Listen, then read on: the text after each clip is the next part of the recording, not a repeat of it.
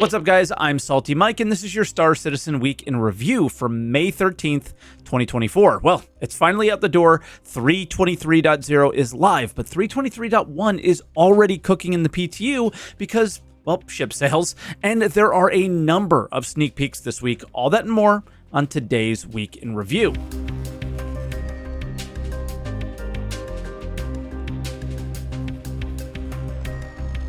And as always, if this is your first week in review, this is where I take all of the official Star Citizen news each week, put it into one video, and share some of my opinions about it. I also live stream on Twitch, twitch.tv/SaltEMike if you guys haven't stopped by yet.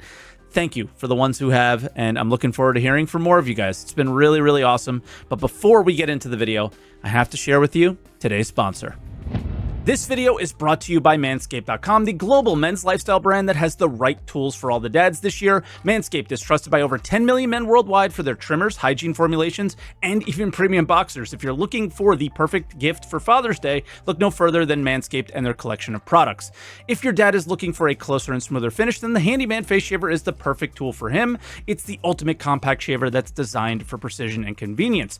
What sets it apart is its advanced dual blade equipped with a standard foil shaver as well as a long hair leveler blade. The Handyman will knock down up to 3 days of growth, so say goodbye to patchy beards and say hello to clean and a well-groomed appearance. It also features skin-safe technology designed to help reduce nicks and cuts. Now let's talk about the Weed Whacker 2.0 nose and ear hair trimmer. For those dads who are starting to show a little too much ear and nose hairs, the Weed Whacker 2.0 is a great gift. With a powerful 7,000 RPM motor and a 360-degree rotary dual-blade system, the Weed Whacker 2.0 helps dad tackle his unwanted hair like a pro. Ditch the morning coffee mug for Father's Day and gift dad with Manscaped, and watch his grooming game go from caveman to gentleman, because every dad deserves the right tools for the job. So head over to manscaped.com and get 20% off plus free international shipping when you use promo code SaltEMike at checkout. That's 20% off plus free international shipping with promo code SaltEMike at checkout at manscaped.com.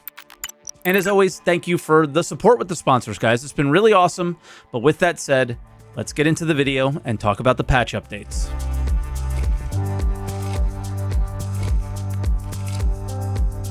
All right, so we had another 5-patch week, but this week was really different from last week, and we'll start off on Monday with the PTU, where they were just trying to fix server issues, and that's really been the bane of their existence. And they also fixed a really bad bug where your helmet wouldn't fill up with oxygen, so it's good that one's resolved. Tuesday was more of the same, but they included a form, which, if you guys didn't know, it's super common in Evocati, to kind of see if some of the issues they're trying to nail down, if everybody's experiencing them or just a few people. It's like an improved way of doing the issue council in a way. And then Friday, there was our next patch, and it was live, but there was a lot of hot fixes between Tuesday and Friday, and the Thursday one seemed to fix the server issue. So they went live with 3.23.0, and it's basically time to see if this thing can scale.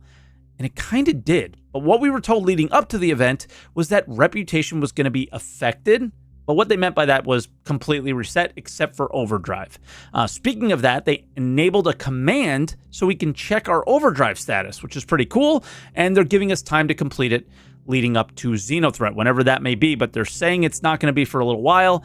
And if you guys saw it on the PTU, it was a mess. So don't expect to see it until you see it on a PTU again and working. Then I played Saturday morning, the actual live patch, and all I was really trying to do was regain my salvage rep, but stability was actually surprisingly good. I had 0 recoveries, but I did have a ton of inventory and shop issues. Generally, the server FPS was really low, and salvage might not be worth it. I did 121k in salvage missions, but only got about 150k in rewards. Not great, but when I played on Sunday, I had a much better server experience. I started doing bunkers to get rep, and the AI was kind of okay, not perfect, right? But they were better, and I was really enjoying actually experiencing 323 for what felt like the first time without a ton of issues. I loved the FPS changes, the ammo repulling. That was actually a highlight for me. I think it could be a little bit slower, but it worked fantastically. And then the last thing about live is the live patch notes on the Comm link stated that 4.0 is the next patch, or at least that's their intention. What they didn't state was how many .1, 2, 3, 4, 5 patches we were going to have for 323, but you're going to know. So server meshing is going to get tested on the test preview channel. that's when you're going to know when 4.0 is coming, right? And then Saturday we had a patch, and I shouldn't be surprised because events like these are really important, but they instantly had a PTU ready to go to make sure the sale goes off smoothly and to see if it lacks any major feature kind of problems. It lacks any feature updates, but there's a few things to touch on. You are seeing the results of some good engineering mode testing, basically, and these are one of the things that they wanted to change. Anytime a component blacks out or is completely knocked out to zero, you should be able to recover them. And yeah, they didn't work at all. Not a single one of these updates worked in this patch. And I gotta say, I'm really disappointed because I spent like good amount of time trying to figure how all this was going to work, setting up for it, and none of it worked. I don't know how something like that gets in the patch notes, but hey. And then they added some keybinds so you could choose nav mode and SEM exclusively, which is actually useful. And the rest was to do more of like performance improvements. I think if we do start to see any major instability with this patch now that 3.23.0 was so smooth, it's basically going to be during this event and during the free fly, right? Then we had a patch Sunday. Yeah, they patched on a Sunday. These guys are working overtime for Invictus. And then feature-wise, the only real call out here is a possible fix for teleporting NPCs. But the main reason for the patch was to test the showrooms for Invictus, except the hallway elevators weren't really working, so they closed them. And I purposefully did not show any footage for you here. But let me know, do you care if you get spoiled for things like this? I personally prefer to see them on live, so I also didn't want to go into the patch. But if you guys really want me to do it, I'll do it in the future. Just let me know.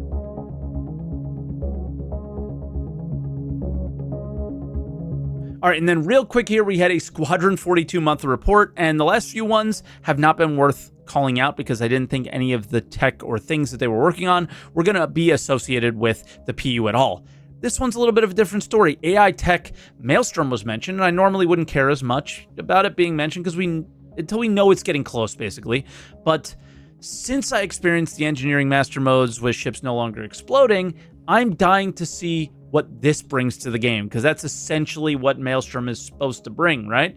And then tech animation, I think the character customizer in 3.23 is a great start, but I think the biggest issue with it is the lack of heads to choose from. I feel like we can't quite make the characters we want just yet, and they're kind of needing to get more heads in, and that's what they're doing. But also then prioritizing putting on and taking off clothes is actually one of the puzzle pieces for player inventory and like the final cargo updates and inventory updates that they wanted to do. But I didn't have that on my bingo card for right now, but they have always said that they don't want us to kind of always be in our suits. They want them to be physical and stored in lockers. And this is tech that they seem to be trying to nail down, I guess. And it's not a surprise for Squadron, but it is a surprise. It shouldn't be a surprise, but for some reason it caught me off guard, so I figured I'd share it with you. And then UI and VFX, I kind of put them together, and they casually mentioned working on a UI for one of the alien races. This would absolutely carry over to the PU because we have so many alien ships in the game. And then, of course, holographic was mentioned in the VFX section, so I figured I'd leave that one in for fun.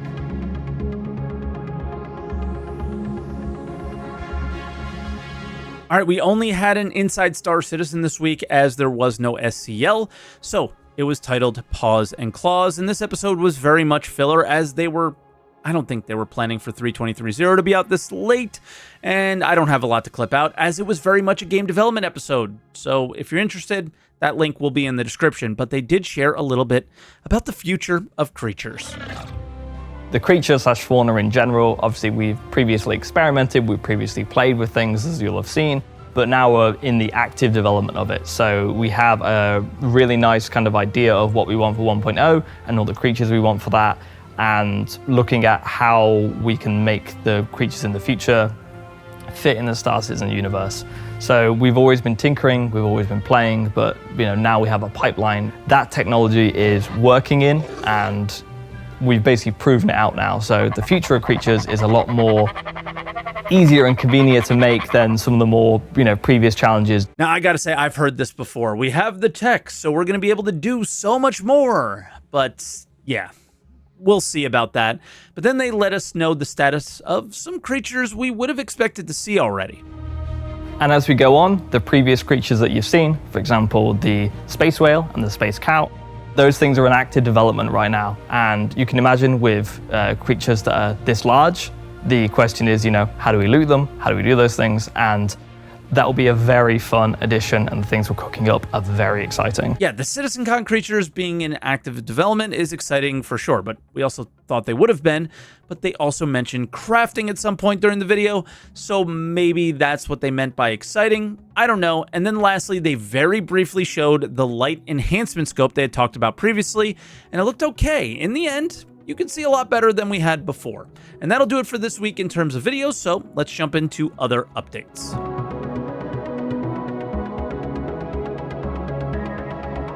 As always, we start out with a sneak peek. This looks like the Polaris, which we saw quite a bit on the Invictus video last week, but it's not a crazy sneak peek, but given it's the next cool thing that is coming, it makes sense to see it here. Then we had a subscriber promotion that, well, some of the weapon skins are pretty cool, I think. I really like the colors. The $10 one is a Lumen SMG. The $20 one is a Karna rifle with the blue and gold skin. I think these might be similar to the Invictus Launch Week paints this year, maybe. And lastly, this one can only be purchased on the store. It's the F55. And gotta say, not a fan of that. I do not like the fact that you can buy weapons that you cannot buy in the game on the store. I don't think that's a good thing. But then there was a new ship sneak peek this week on Twitter. The official Star Citizen account tweeted out a picture of what looks like a red Saber Raven. And there's a ton of speculation on what it might have on it. But yeah, what we know is that the Saber was an EMP ship. But we'll have to see. There's a lot of talk about it being called the Firebird. I think that is very obvious based off a number of other tweets that were happening. And we'll have to see what happens there, but it's certainly interesting. Anything is better than a ship that you can't get anymore and could never get in game either. So this might change that problem. Then the Mirai Pulse. This is your LTI token for Invictus Launch Week, basically. It's $25 War Bond, which means adding new money if you guys have never heard of War Bond before, and then $30 if you use any store credit. Comes with some cool paints. It's super tiny, and it can fit in a lot of places other vehicles cannot. And they also had a question and answer session where I didn't see too much worth taking out, but the speeds of the ship are mentioned, and they were not the speeds that we saw in the PTU, so I'm not kind of sure how meta they will be for racing. We'll have to see. And then, in case you didn't know, you cannot remove the weapons and swap them either. And that's really all I have for this week. So I want to say it's a relief to see 323 out the window. It's been really great, the support we've had on the channel. So if you guys are new here, make sure you hit the subscribe button.